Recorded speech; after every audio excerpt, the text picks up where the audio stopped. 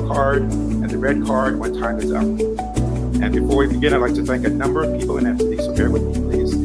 First off, thanks to the New Britain Public Library for hosting us tonight. And we'd also like to thank Kate Ryan for helping to organize the debate. And we'd like to thank Free Prime and Exact Media Services for providing the streaming online, the infrastructure, and the tech support. I'd also like to thank the local police who have been great for having a presence here this evening. And we'd like to thank you guys, our audience, for coming here, and also those in the overflow room and watching online. And lastly, the CT examiner would like to thank the two candidates for their willingness to take questions. We appreciate that. You have not seen the questions in advance. And we look forward to hearing your opinions and insights on what's going to help the residents of this city. Thank you both very much. Each candidate will make a two-minute opening statement, and each candidate will have the chance to make a 2-minute closing statement. In addition, each candidate will have 2 minutes to respond to each question, and the other candidate will then have 1 minute to respond and rebut. The candidates agreed that Sharon would give the first opening statement, and the speaking order of the candidates for closing statement was determined a little while ago by a coin toss, and Bobby will give the closing statement last. We ask that the audience refrain from applause and boos, if you can, if it's possible. We'll try. During the debate, in order to give the candidates the time to respond to the questions. Sharon, you can now deliver your 2-minute opening statement. Hey, good evening, everyone. Thank you, Robert, for hosting this CT examiner. Appreciate the opportunity to have a nice, robust local discussion with my opponent.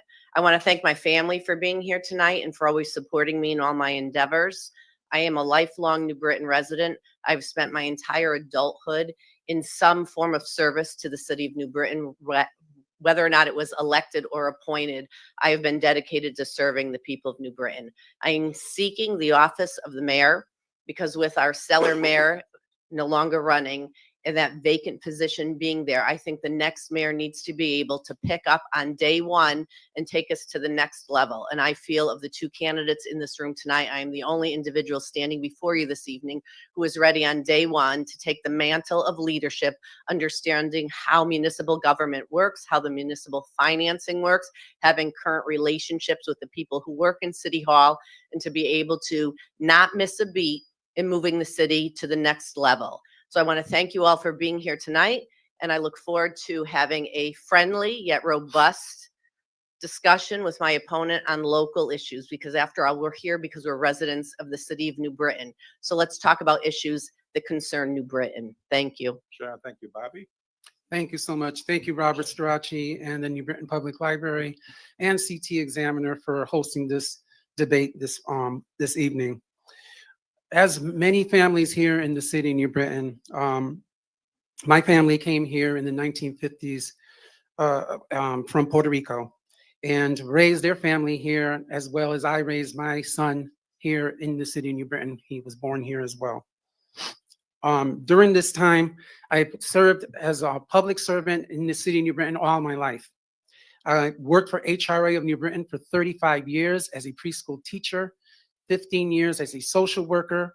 I also worked with the Fatherhood Initiative program here in the city of New Britain and in Waterbury. And presently, I am a director of a homeless shelter in the city of Meriden. When it comes to my 14 years as a state representative representing the city of New Britain, I have worked hard to bring tax cuts, particularly child tax cuts and credits. We increased the income tax earned credit for working families. We cut taxes on pensions and Social Security. And also, one of my biggest things here for New Britain was to bring in educational funding, an additional $35 million in ECS funding since I've been in office. And on top of that, the construction dollars that you see that are all the school construction that's going on in the city, close to 100% in reimbursement. So this election is about the future and who has the best plan to improve lives here in the city of New Britain. And I will review city finances. I will prevent big tax increases. I will cap water and sewer taxes, get crime under control, because I've been hearing this across the city where crime is out of control. Speeding is also out of control through our city with the reckless driving. And then I would restructure our middle schools. Thank you. Thank you, Bobby. So the first question is for both of you. Sharon, you can go first on this one. What is your number one most pressing issue facing the city today that you would make a priority if elected? And please be specific. Cut taxes. You want me to elaborate on that? Sure. Cut taxes. I think for far too long, the burden for funding city services is laying on the New Britain homeowners. Why is that? Because there are unfunded mandates coming from the state of Connecticut that after 14 years in the legislature, not enough money has come to the city of New Britain to fund the multitude of services that we are required to do under state law and mandate. We have lots of unfunded mandated services. We have 2 hospitals and a university. Pilot funding does not come even close to paying what the taxes would be if those locations were actually paying full taxes. The state has often shifted its responsibility. State representative is right. He has brought money to New Britain, but he hasn't fully funded the ECS formula. He hasn't met the state's obligation to special education needs. The Board of Education is struggling day in and day out to meet the needs of children in the district based on the fact that the state passes formulas and does not fully fund the formula. It's wonderful to pass a state law and say, this is how much your town should get, and then say, oh, but we're only going to give you 60% of that or 70% of that. The Board of Ed never knows how much money is going to come from the state. The state is woefully underfunding distressed municipalities like New Britain. And New Britain local taxpayers have shared in the cost of educating children. As a matter of fact, the criticism of flat funding is a total lie because since this mayor has been in office and I've been part of her council, the MBR has gone up $4.8 million. And we have started a non-operational fund that has up to this year, $8 million. So we're meeting our obligation. The state is not. Thank you, Sharon. Bobby, same question. Thank you. I find it very interesting that she would cut taxes when she, on the Board of Education, asked for almost 12 tax increases throughout the city for educational funding. And also on the council, she raised taxes twice. So I'm glad that she wants to cut taxes that she has raised twice. In regards to the state funding education, ECS, the funding has come in rapidly on a yearly basis. And I recall in 2017, we looked at the formula as chair of the education committee. We looked at the ECS formula and we increased it for Waterbury and for New Britain because those were the 2 cities that were getting less. So we increased that by 5%. And if you look at the educational funding that's coming into the city, including school construction, because we don't have to put money into school construction because those buildings belong to the city, 95%. Sharon, you can rebut. Absolutely. School construction, I jump-started that. So Bobby is right, 95%. Of course, that started with Chamberlain. It was not 95% for De Loretto that I jump-started for Gaffney or for Smalley. 95% reimbursement came in with Chamberlain, and the only other school so far at 95% reimbursable is Holmes. However, what the citizens don't understand is New Britain has to fully bond for that and then apply piecemeal to get reimbursed. So although the state will over a year's worth of time reimburse the city for those expenditures, the city ponies up the money, carries the debt burden, $3 million a year in debt burden for the Board of Education for schools. And then we have to file a load of paperwork to get piecemeal reimbursement back. So yes, I do appreciate the state meeting its constitutional obligation to help and fund education, but make no mistake about it, New Britain has skin in the game the entire time. Thank you. Bobby, you can also have 1 minute to rebut too. Look, there's been flat funding of education on the city side for so many years, and people know that. The state has come through with educational funding. We have come through for school construction when needed. And yes, the city has to bond for that money, but the city gets reimbursed for it. Second question, this is going to go to Bobby first and then Sharon. Let's talk about a story in the news recently. We've done stories on the status of the Main Street CT fast track station and the garbage, loitering, and alcohol that everyone in the city knows goes on at that location. State police are responsible for the security and safety at the site. If elected mayor, Sharon, what specifically I'm sorry, Bobby, if elected Mayor Bobby, what specifically would you do to address the concerns of residents and visitors to that location? Well, we had reached out to the state police already, and a colonel did tell us that there have been a number of arrests at the CT Fast Track. They have reached out to a number of nonprofit organizations to send out individuals to talk to people that are there that are overdosing and causing crime. It's my understanding that in the past couple of weeks and months, it's been a little more difficult, but it's because we have seen an increase in homelessness here in the city of New Britain. And you're going to get more and more individuals sitting in those benches at the CT's Fast Track, because if I'm not mistaken, downtown New Britain, they removed most of those benches so that they can get people to move from downtown, center of downtown, to the CT Fast Track area.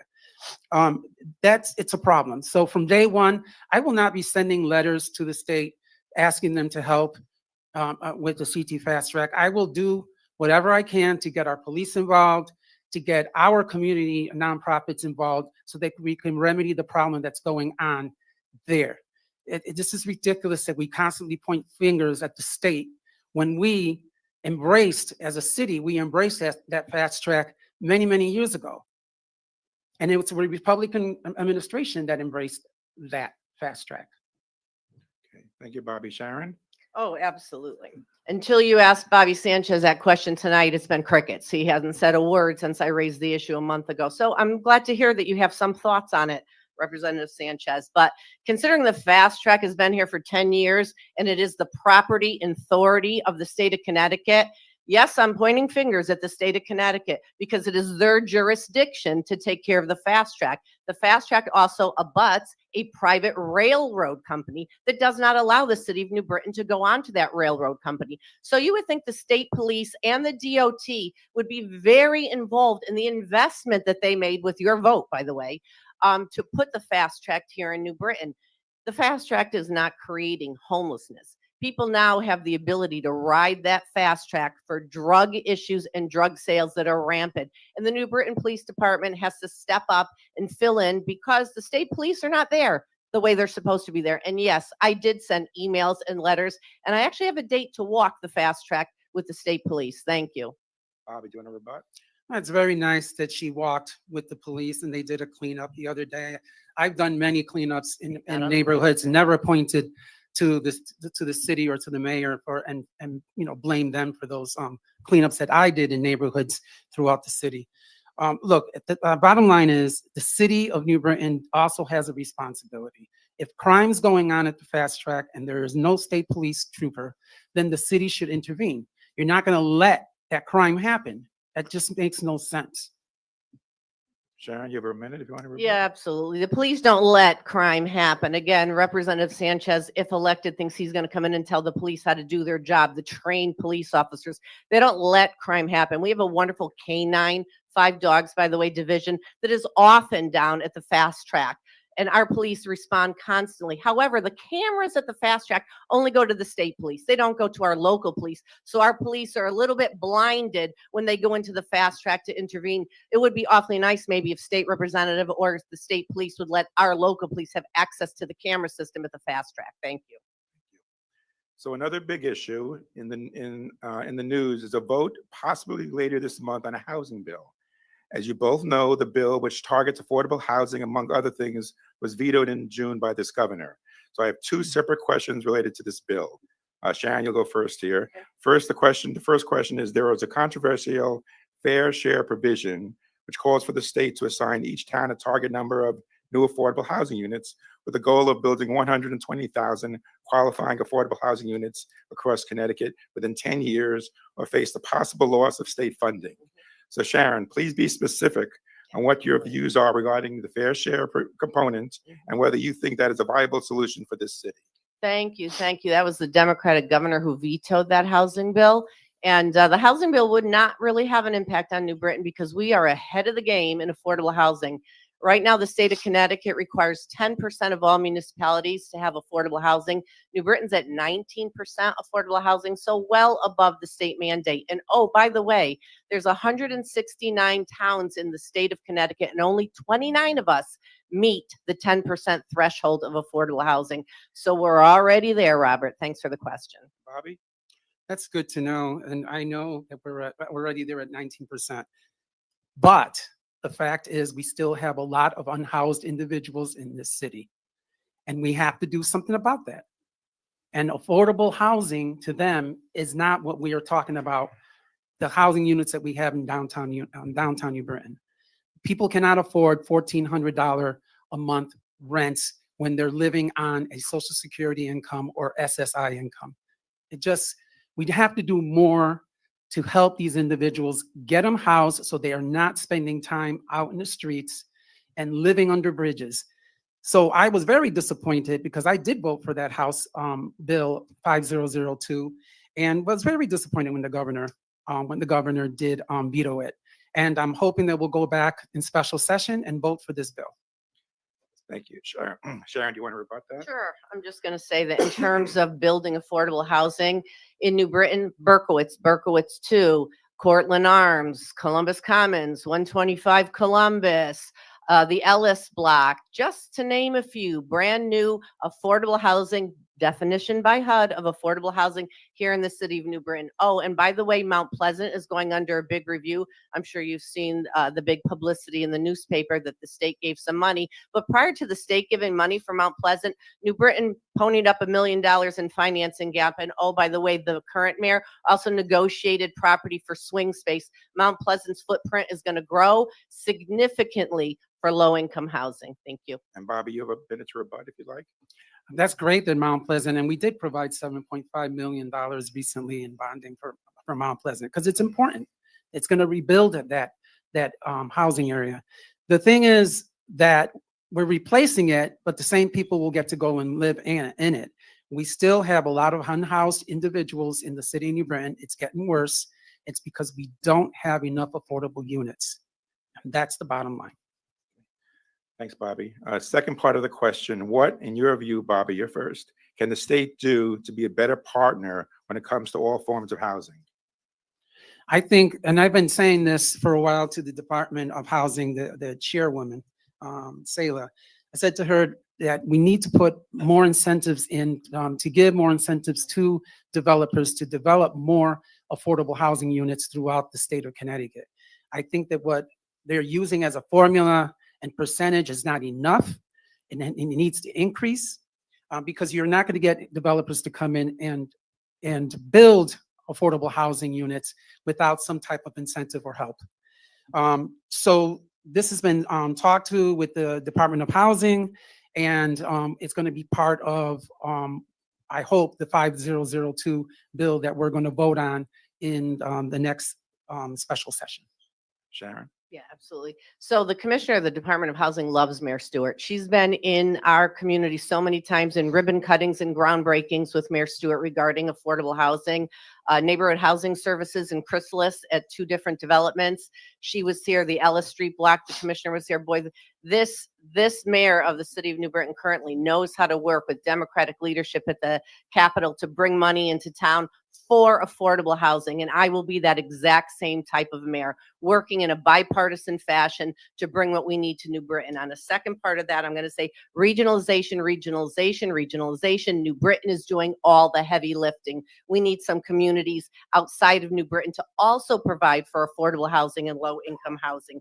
New Britain is carrying a lot of weight. We're doing our job. We're doing it well. And now we need to start looking at regionalizing these efforts. Thank you. Bobby, you want to rebut that?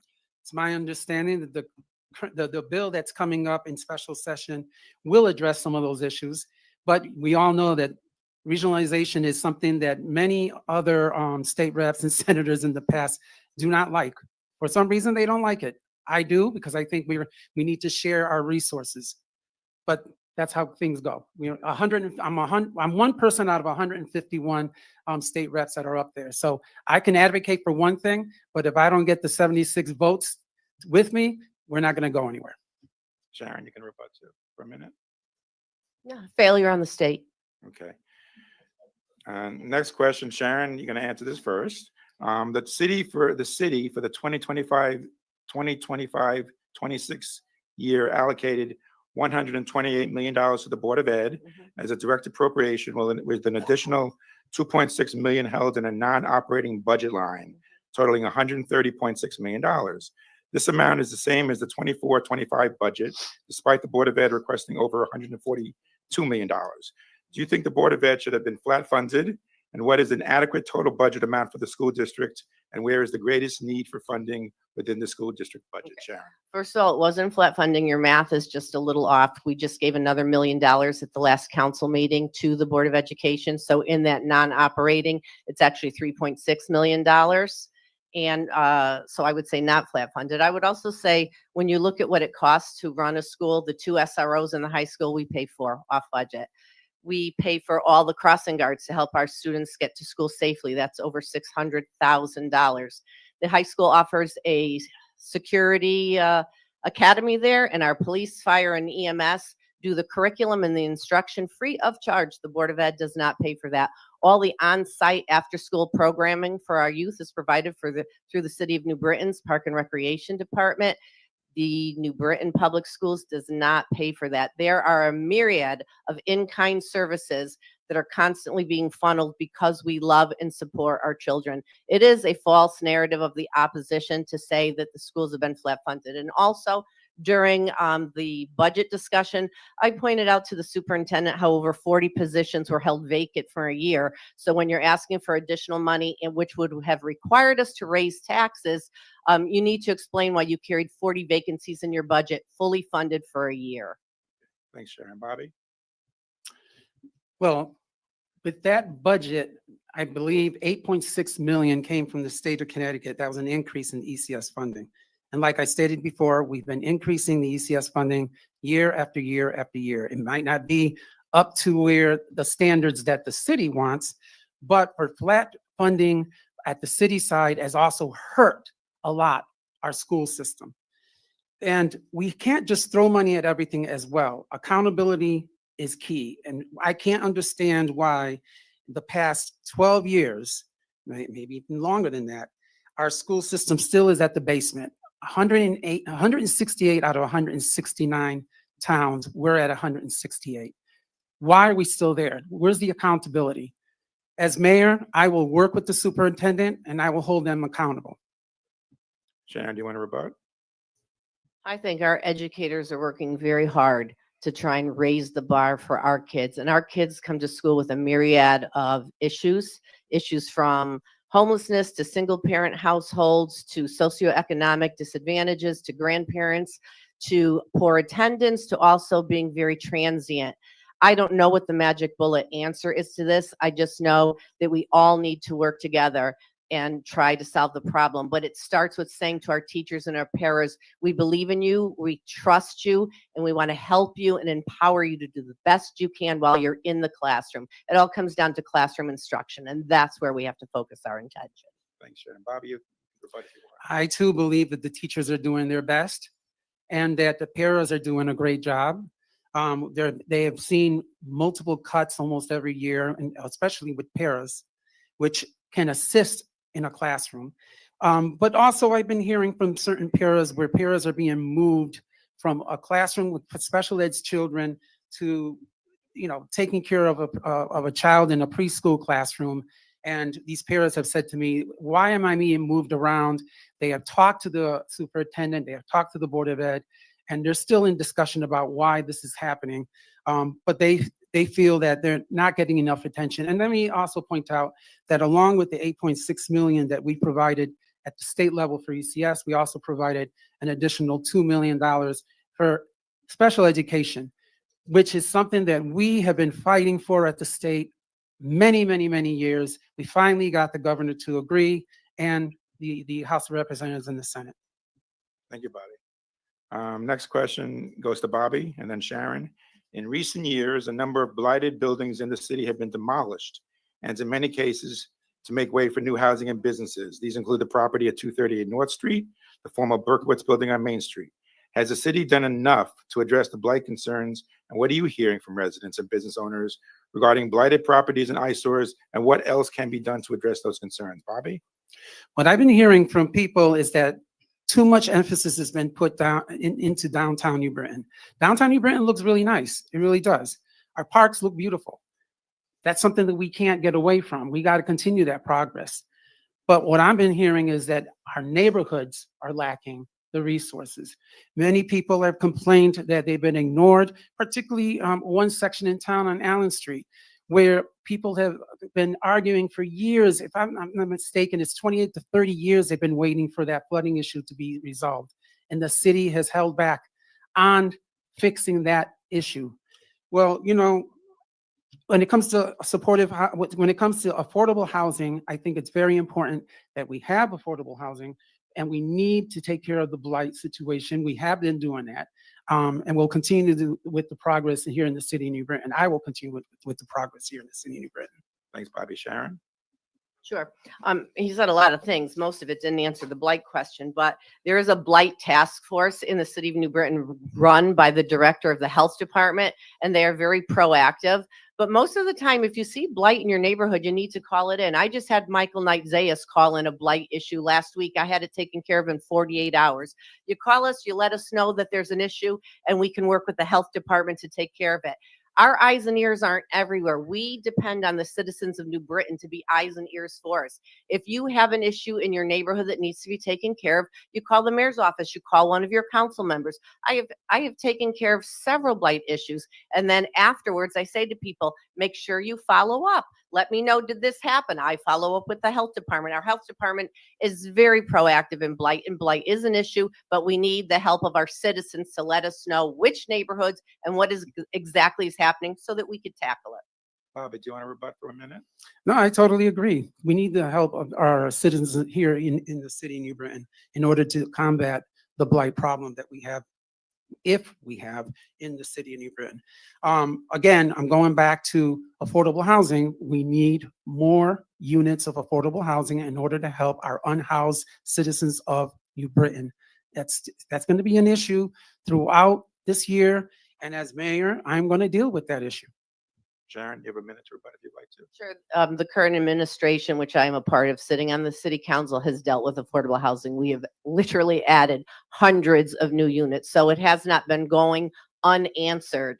We've been dealing with it. And as mayor, I will continue to deal with it. Thank you. Okay. Then we have two questions on the homeless situation in the city. First part of the question, Sharon, is to you. According to school officials, 242 of the city's approximate 10,000 public school children do not have a permanent home, as they live in emergency shelters, transitional housing, non-shelter location, or with friends and relatives. What specifically, Sharon, in addition to the work currently being done, would you like school officials to do to address that issue? So I'm going to answer it in two parts. First of all, as mayor, you honestly have no authority over the Board of Education. They are their own, by state statute, separate entity. So any questions about what's happening for a Board of Education, their policies, their procedures, that has to go through the Board of Education and through the superintendent. So anyone who stands up here as a mayoral candidate and tells you that they are going to enforce their will on the Board of Education, that is a false narrative. There is no legal jurisdiction for a mayor to force their will. The Board of Education, by state statute, is its own entity. Now, the issue of students being homeless, it is a crisis statewide. It is not a New Britain specific issue. And we have Joe Vavracek and a team of people who are working at the Board of Education level to try and find places and residencies for our kids. Our kids, like all the other folks that we are dealing with that are homeless, we need to solve the homelessness problem. But for every bed you build, there are 10 people waiting for it. And the more beds you open up, the more people need them. It is not an easy answer. Not for me, not for him, not for any of us who are in office. What we have to do is find a way to all work together to navigate between government and our not-for-profit networking to come together and find solutions for these problems, empowering families, finding jobs for parents so that they can afford rents. But really, parent capacity, supporting our families, and working collectively together. Homelessness is a very, very complicated issue, and not one person is going to be able to solve it. And it certainly is not going to be solved at the municipal level. We need state intervention and state support. No one municipality is going to solve the crisis of homelessness, no matter what anybody tells you. Thank you. Sharon. Thank you, Bobby. The state has provided some dollars in order to help people that are unhoused and to work with the, here in New Britain with the Friendship Center. I run a shelter in Meriden. I received funding from the state level. I have 75 beds that are all full, but I have also about 40 to 50 individuals living outside of the building because there's not enough housing in the city of Meriden. Same problem that we're having here in the city of New Britain. People need housing. This is the richest country in the world. There's no reason why we have homeless people on our streets. And Sharon is absolutely correct. It's not an easy issue, but we can work on solving the problems. Right now, we can open up what they call day centers. This is a plan that I've been talking about in Meriden, where we can help those individuals that are still living outside of a shelter be able to take a shower and eat and so forth. I'm sorry, my time is up. Thanks, Sharon. Do you want to rebut? I sure do. So bed capacity, the state funds emergency shelter beds. The city of New Britain does not pay for housing. We are not in the housing business. The state funds emergency housing beds. The city of New Britain has 82 emergency shelter beds. They have been at 82 for years. So the state of Connecticut has not infused money into increasing emergency shelter beds here in the city of New Britain. We have 3 shelters. We have the Friendship Center, we have the Salvation Army, and we have Prudence Crandall. There has not been an influx in state money specific for emergency shelter beds.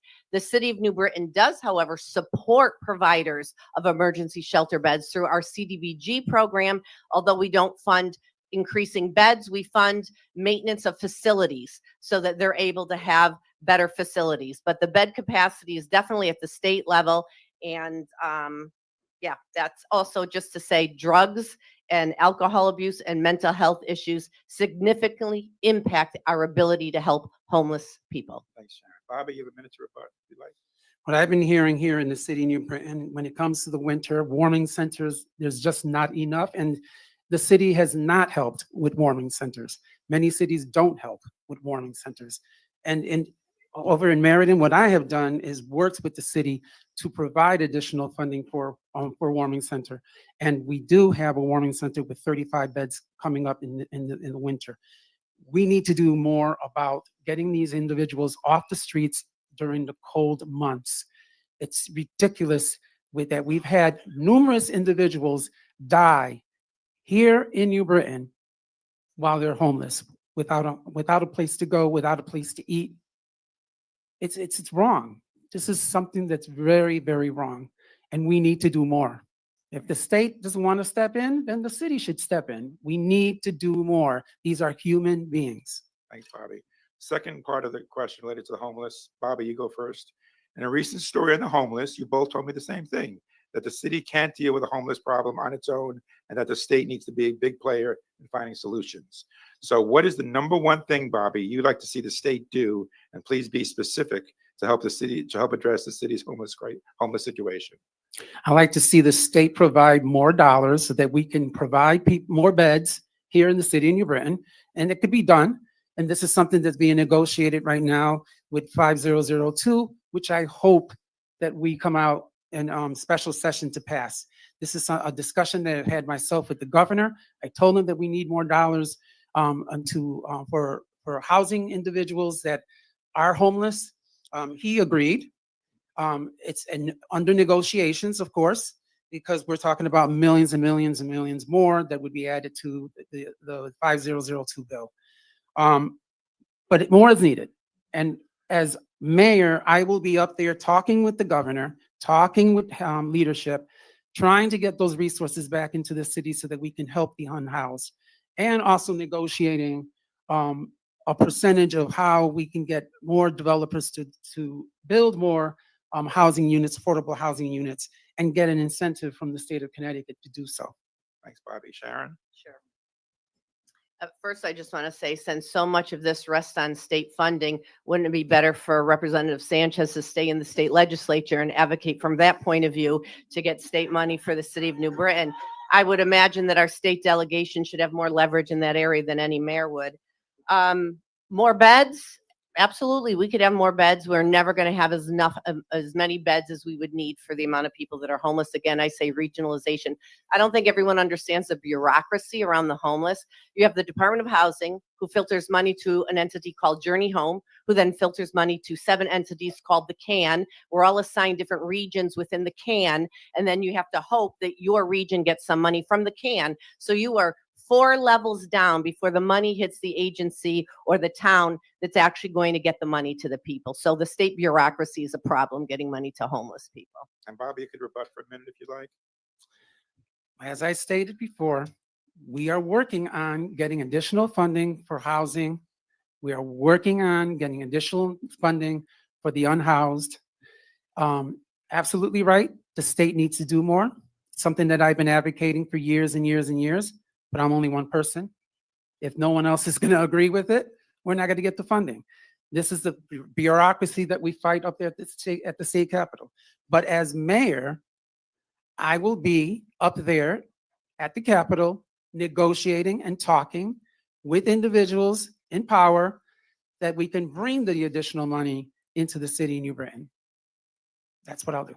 Sharon, you can rebut for a minute if you like. 14 years as a state legislature, and it hasn't happened. So I don't know what one term as mayor is going to change his ability to bring money into New Britain for the homelessness. Okay, Sharon, for this, we're going to do a little switch here. Sharon and then Bobby. Sharon, please address your opponent with any question on any topic that is important to you and the residents and property owners in the city that you'd like him to address. So your question is to Bobby. Okay. How do you calculate the mill rate?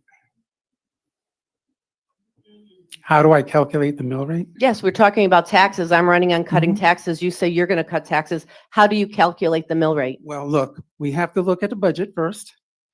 You see how much we're spending, right?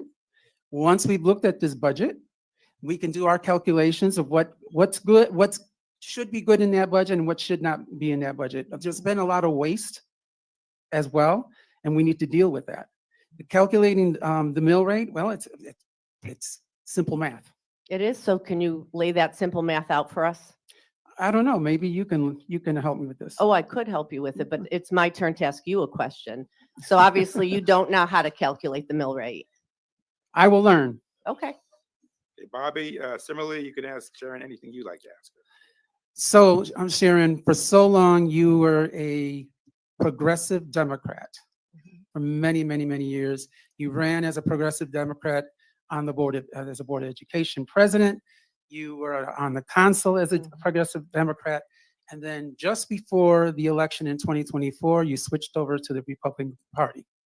My question to you is, do you support Donald Trump's policies? So that is a very good question. That is a very good question. Although it has absolutely nothing to do with local government. Let me say it this way. I thought we weren't allowed to boo and Guys, hiss in please here. let the candidates talk. Okay. themselves. So here we go. Here's the answer all you current DTC members are waiting for. I have disagreed with Donald Trump's policies in the past, and I will continue to be critical of his policies in the future if it hurts the residents of New Britain. Boom. Okay. Thank you, Sharon. Okay, Bobby. Bobby, the city has been run by the Aaron Stewart administration, as you know, for the past dozen years. What one policy initiative put forth by the administration do you agree with and why? Repeat that again. Okay. The city has been run by the Stewart administration for the past 12 years. What one policy initiative put forth by the administration do you agree with and why? Well, I agree with all the progress that's been happening in the downtown area and what she has done with the parks. The city of New Britain is looking really nice. It is. And I think that the mayor has done a good job in regards to that. Again, I will be looking and focusing at neighborhoods because as I'm door knocking, I get a lot of questions and issues about neighborhoods.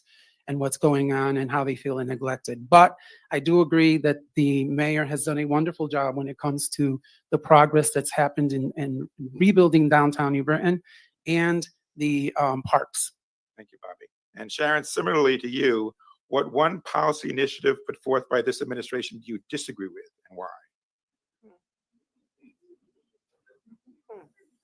That's an interesting question. I don't disagree with anything. I'm part of her team. I have enjoyed being part of that team.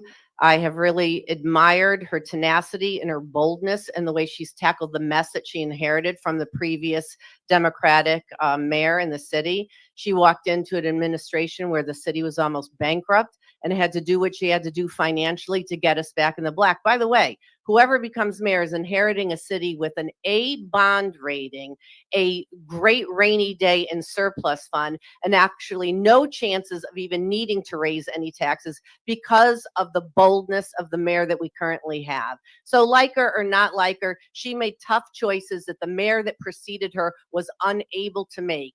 So therefore, yes, I proudly stand behind the work she's done at the mayor of the city of New Britain. We are in the black, we are not in the red, and we are ready to move forward and vote for me. And I'm going to cut your taxes because of the great shape the mayor has left this city in. Thank you. Bobby, you can rebut for a minute. I think the last Democratic mayor was 12 years ago, and we continuously blame the same mayor for the finances here in the city of New Britain. Okay, again, it's the finger pointing. That's not going to happen. When I'm mayor, it's not going to happen. I'm going to actually roll up my sleeves and talk to the individuals, whether you're a Republican, Democrat, or whoever you are. We're going to have all the stakeholders at the table, and we're going to get things done. I'm not going to point fingers.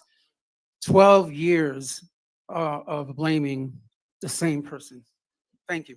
Sharon, you can I rebut. absolutely going to rebut.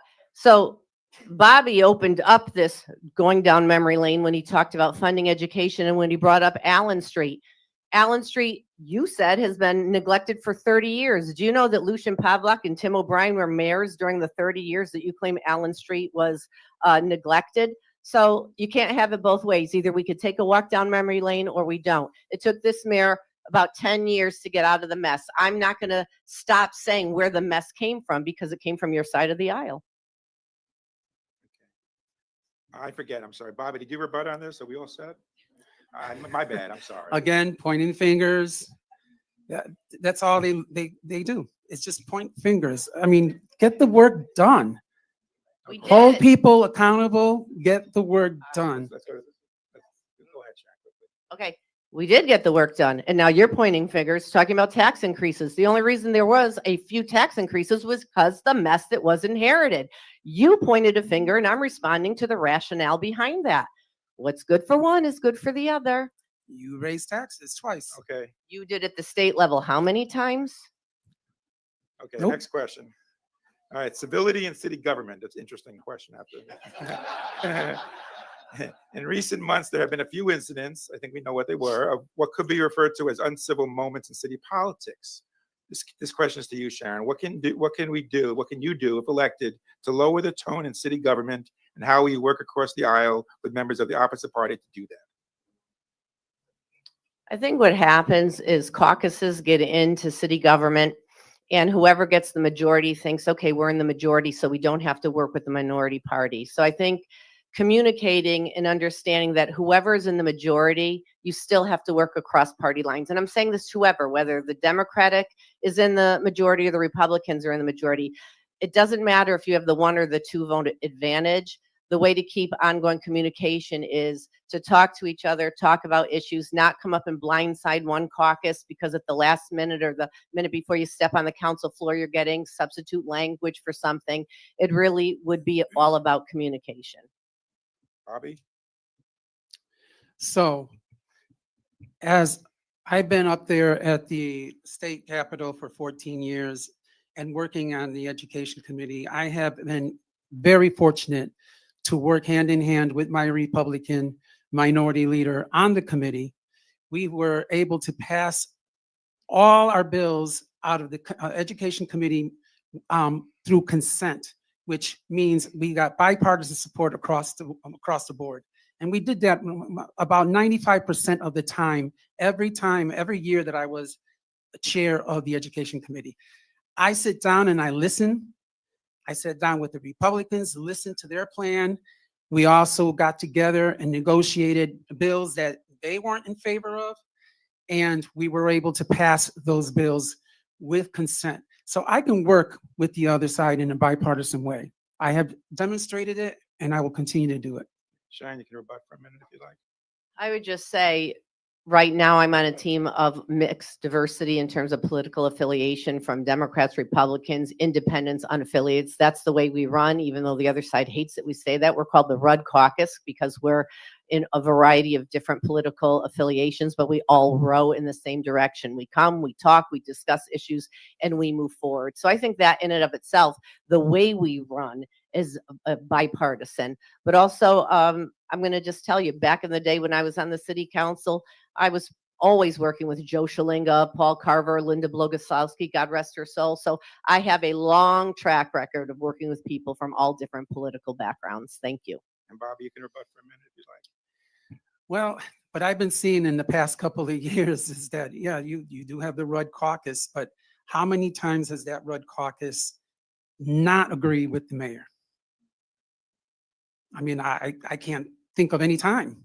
So, I don't expect as mayor to have rubber stamps on my side. I want independent thinkers. Okay, thanks, Bobby. Next question is on crime in the city. According to the FBI Crime Explorer, in late 23, the last year for statistics on this, unfortunately, the overall crime rate in the city was almost 5% above the national average, and the city ranked as the 79th safest out of 94 cities in the state. What can and will you do to work with local police to address crime, both serious crime and nuisance crime? Bobby? So we need to see exactly why in the last 5 to 6 years, there has not been any neighborhood block watches, because I've been in neighborhoods talking to people. They feel that that's gone. We don't see community officers within the community walking or riding their bikes. A person that a neighborhood can reach out to and say, hey, we're having this issue in our neighborhood. It might not be an emergency, but something that a community officer can deal with. I recall seeing these community officers when I was working on Arch Street at South Church at a daycare, and knew my officer was Chris. And if I saw Chris walking up the street and I saw an issue going on in the park or whatever, I would call Chris. He would come in, take notes, and he would do an investigation. So we don't see that anymore. And that's a big issue. And I think that that's going to help quite a bit bring down the crime rate here in the city of New Britain. We've had how many shootings in the last year here in the city? And how many break-ins? We still have people, it's rampant, driving up and down the street speeding. I mean, what's the issue with speed bumps? I've heard many individuals tell me, why can't we have speed bumps on our streets? I don't know. I mean, that's a question they have to ask the present mayor here in the city of New Britain. Why can't not speed bumps be placed on our streets? Hartford has them, Waterbury has them, many other cities have them. It's not a problem, but it does help with the speeding. Sharon? Sure. Number one problem in deterring crime, state law and the court system. We could arrest them, we could prosecute them, but if the court system slaps them on the hand and sends them back out into the street, can we say repeat offender? Okay. I had my own car broken into, the ignition system torn apart at CVS here in New Britain. 3 juveniles were arrested and caught for it. They went to court, got their hands slapped, and they're back out on the streets, probably doing it to somebody else's car. We need to equip police with the tools to enforce laws and have the court system lay down some penalties that deter repeat offenders. That's number one. So I say arrest, prosecute, and convict. I will say we are on the way to speed cameras. We had another meeting today. We're moving forward. The council has passed several different resolutions, and we are going to tackle the traffic problem in the city of New Britain through the utilization of speed cameras. Bob, you can rebut for a minute. Speed cameras are really good. I understand that. Speed bumps, though, we need them as well. I've seen door knocking. I've seen people speeding 60 to 70 miles per hour on a small street. It just makes no sense. And there's families out there with children that are afraid to send their kids outside because of the speeding that goes on in our streets. As for the court system, and this past session, we passed legislation to make crime and give them harsher punishments and fines. So that should be kicking in pretty soon. And it's my understanding it should be kicking in on January 1st. And hopefully that will help with that issue on the courts basically slapping their hands and letting them go. And Sharon, you can rebut if you like. The only other thing I really want to say about crime is so many of the shootings that have happened that you referred to happen from out-of-towners. They come into New Britain for one reason or another and commit these crimes. And our police department has, within 48 to 72 hours, made arrests and closed these cases down. Okay, thank you. Next question, Sharon, you're first. For the first time in recent memory, all three national bond rating agencies upgraded the city's ratings over the past year or so. Do you believe the city's fiscal stability is on a strong footing? If so, why? And if not, what can you do if elected to get it on a stronger fiscal footing? So many of my previous answers relate directly to that. Yes, the city is on very strong financial footing. Why is it on strong financial footing? Because we had an administrator and a team of aldermen willing to make the hard decisions to put us back on the right fiscal track. We have to keep moving in that direction. We are very fortunate to have these bond ratings because they do help us in terms of debt service and our ability to go out and get bonds for future projects.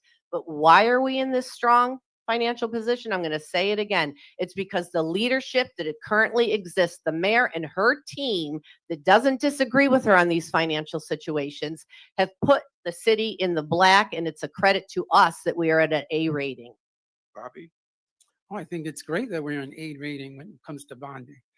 Oh, look, if that's if that's the issue, and we're doing so great, then why is it such a problem to fix the issues that are happening in our neighborhoods? Why is it that we constantly say we need state money to fix an issue of flooding in the Allen Street area?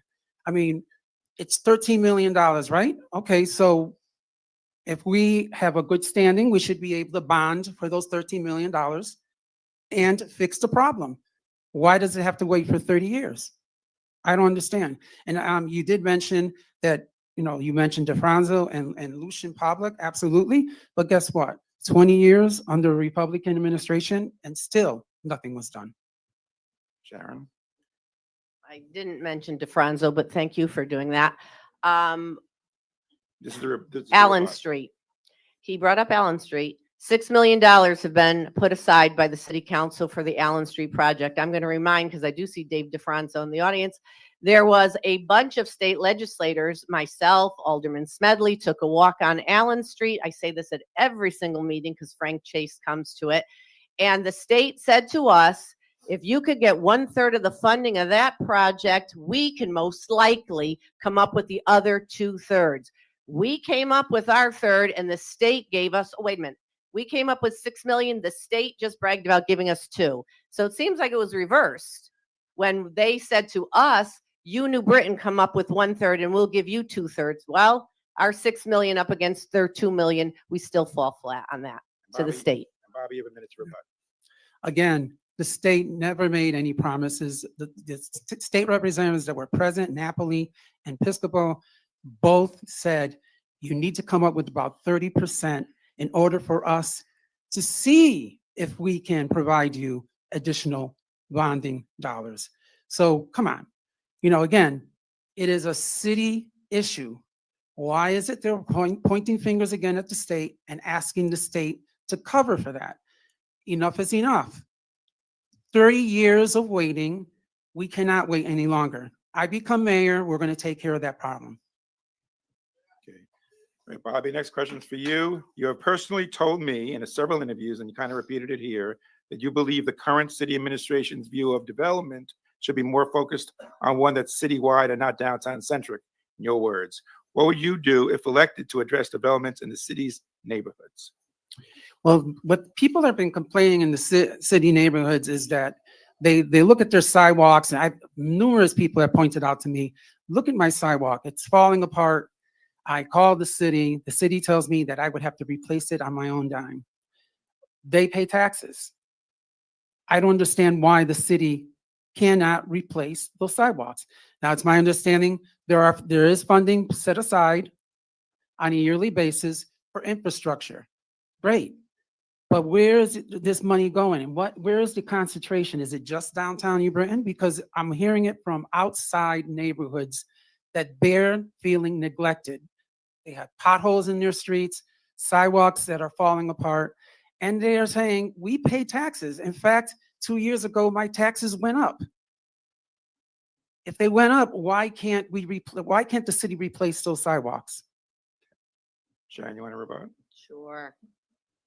There's an app on the city website. See it, click it, fix it. So if you have a pothole in your neighborhood, take a picture of it, put it into the city website, and lo and behold, it gets fixed. So if you have some potholes, we have a system online for you to go. If it doesn't, if you've used the system and it doesn't, you have aldermen to call. You have aldermen to call to say, hey, I live on Linwood Drive and I put this in the system and it's been weeks and we haven't heard anything back. Now the alderman's going to follow up on that. Sidewalks, the sidewalk cost share, it's actually a city ordinance. So Bobby, any member of your team could actually propose to remove that ordinance so that sidewalks are free. You're going to have to raise taxes to pay for that. But right now, sidewalk repair is a 50-50 cost share between the homeowner and the city. We put money aside so that the city pays 50% of that sidewalk repair. Sharon, this is for you. When you launched your campaign earlier this year, you said the campaign included 6 pillars, including lowering property taxes. Please elaborate specifically on what you can do as mayor to achieve that goal. So I will lower property taxes, and it's because I will be handed a city in stellar financial shape.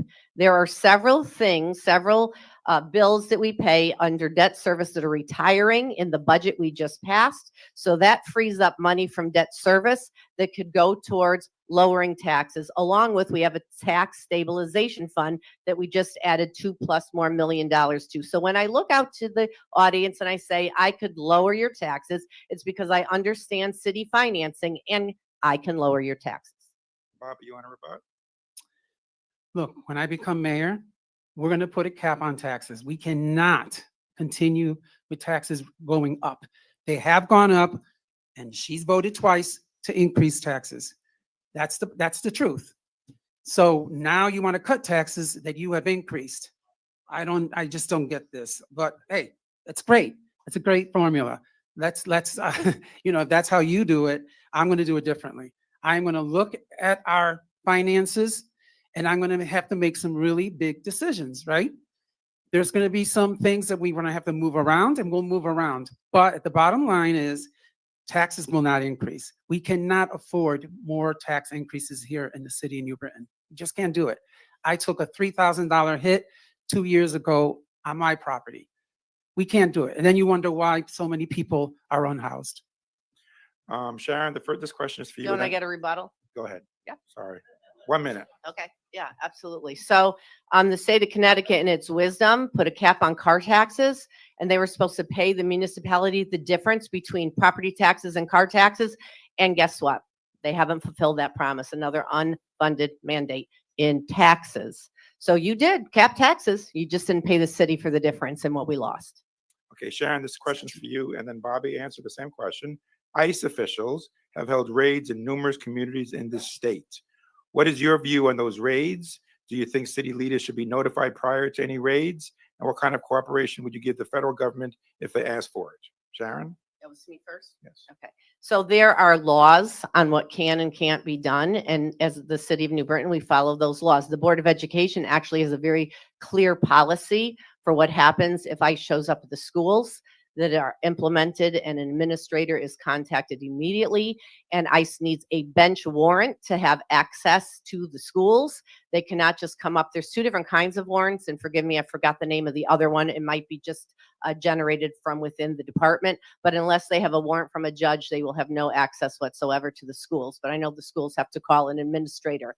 On the city side with the police department, unless the warrant The bench warrant is for someone who committed a felony. The police department does nothing to assist in the apprehension. Bobby?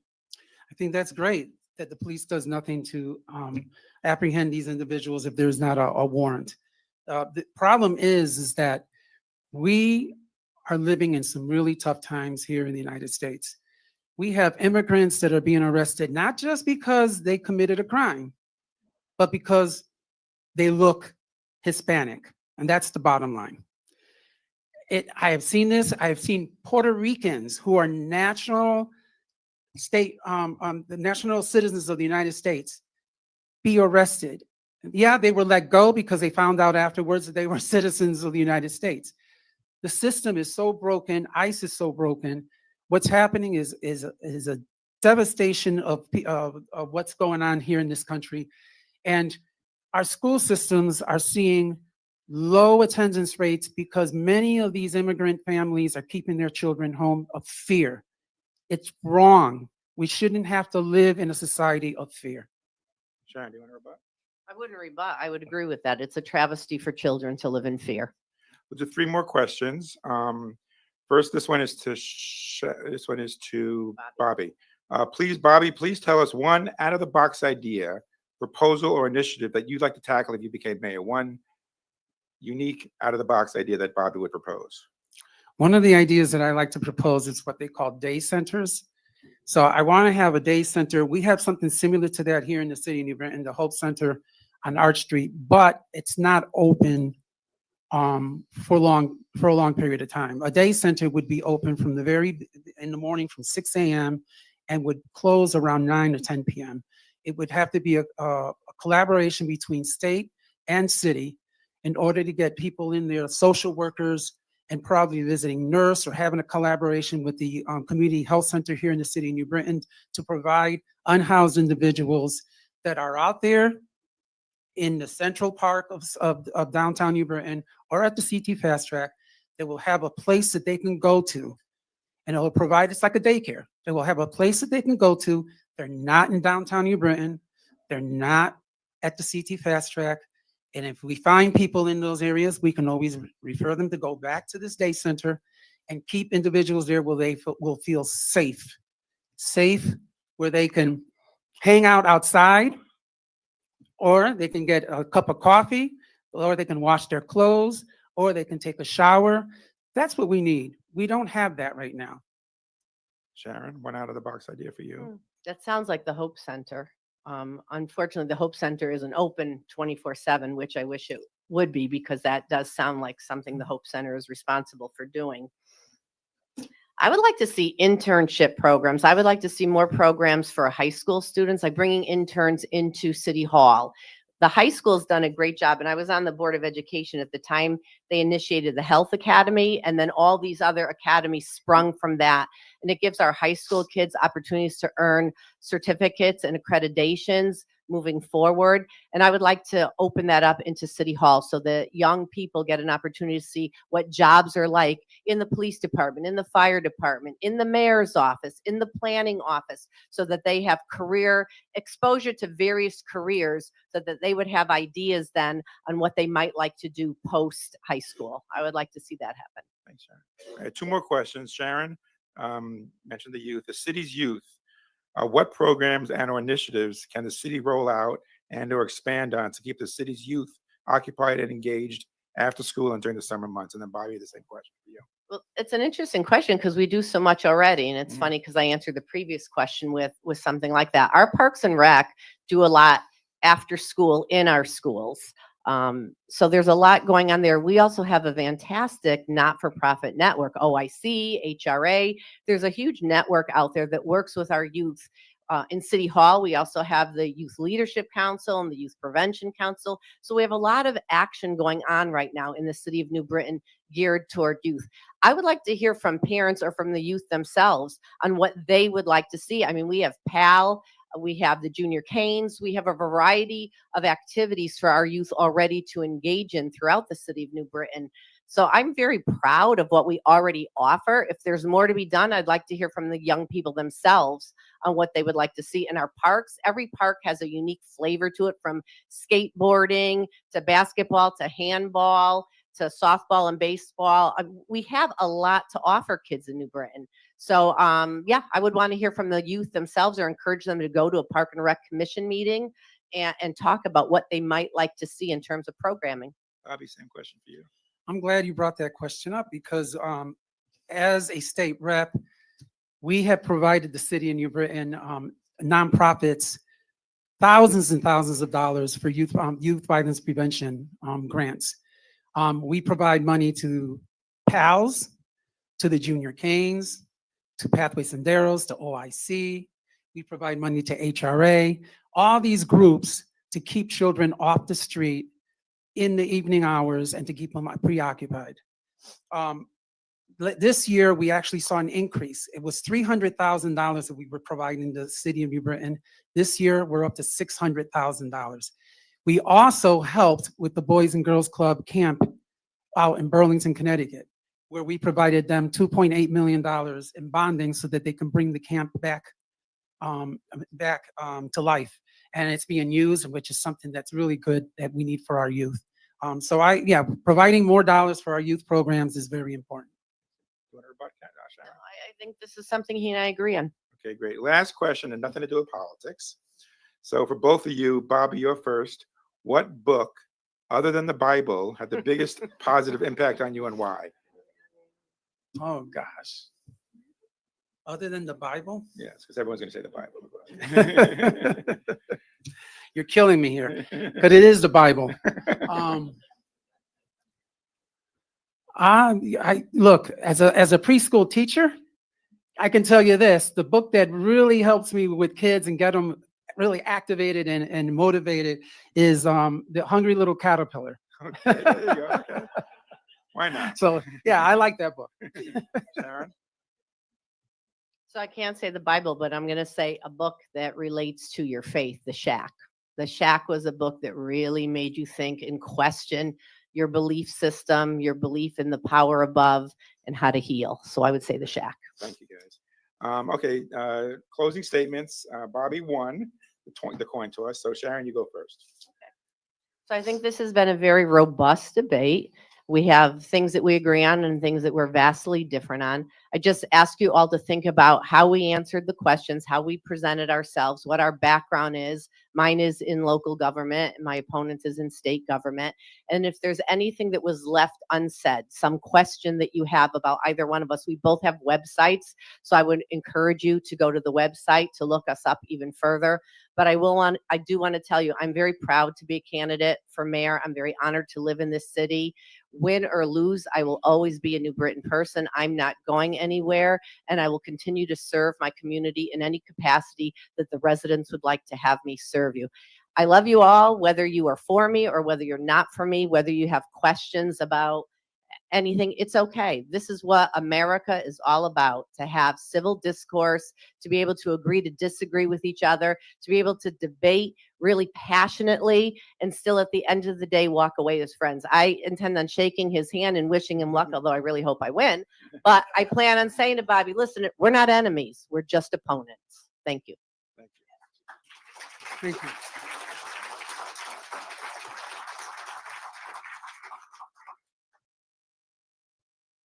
Bobby, you're set. Okay. Sorry. I was waiting for you. Okay, thank you. So I want to thank the audience for being here today and listening to our proposals. Yes, we do have our differences, and we do agree on some of the things, some of the issues that we talked about today. I'm still concerned that we still have high taxes, regardless of what's been said today. Our taxes are high, and people just can't make it here in the city of New Britain. The other thing too is that as your state representative, I have fought and brought in the resources that are needed for our educational system, for our school construction. Yes, I was there when Gaffney was constructed. I was vice chair of the education committee. We were able to bring them at 79%. Gaffney and Smalley, Chamberlain was at 95%. And of course, Holmes at 95%. And we can't leave out Smith, a preschool, and Jefferson School, which have all been already negotiated at the state level and approved for funding in the near future. So, and that will all be at 95%. The preschool will be at 100%. I'm going to really, really push as mayor for a new high school. I've been hearing from high school students, they really want a new high school here in the city of New Britain. And so I'm going to make sure that happens without the city putting in any bonding money into this project. There are cities like Hartford and Danbury that have gotten 100% for their high school projects. And I want the same thing here in the city of New Britain. Thanks, Bobby. I'm sorry. I think. So my parents came to New Britain to give me a chance for a better life. I carry their values every day, and like hard work, service, and faith in the community. I know challenges will take time and effort, but we can meet them together. I believe in our future. I believe in New Britain, and I humbly ask for your vote. Thank you.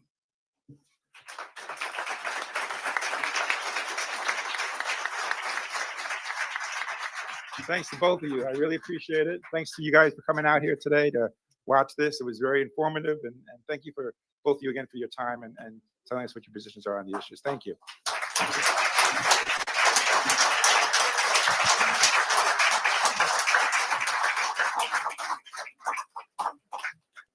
Sharon, thank you.